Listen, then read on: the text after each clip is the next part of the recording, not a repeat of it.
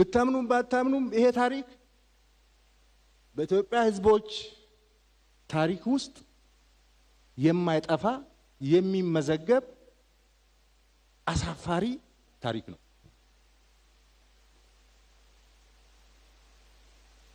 ጥሩን እየመረጥን ካልጻፍን በስተቀር አሳፋሪ ታሪክ ነው። የክህደት ቀን ነው። ወንድም ወንድሙ ላይ የጨከነበት ቀን ነው። ለዚህ ነው የምናስታውሰው፣ እንዳይደገም ነው የምናስታውሰው።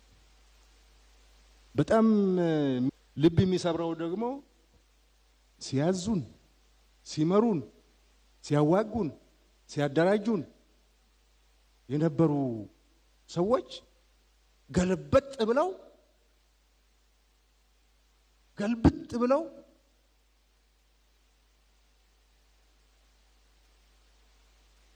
በአንድ ፕሪፈሪ ቦታ ተሰብስበው ተደራጅተው ተቀናጅተው ዶልተው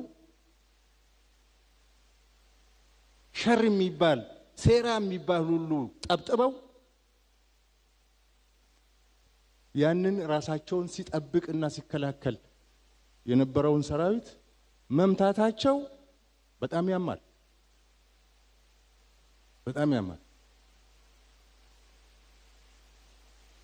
ስዩም መስፍን እኮ የኢትዮጵያ የውጭ ጉዳይ ሚኒስትር ሆኖ ደረቱን ነፍቶ በአደባባይ በውጭ ሀገር በአፍሪካ መድረክ በዓለም መድረክ ሚናገር የነበረው ያ ሰራዊት ስለነበረ ነው።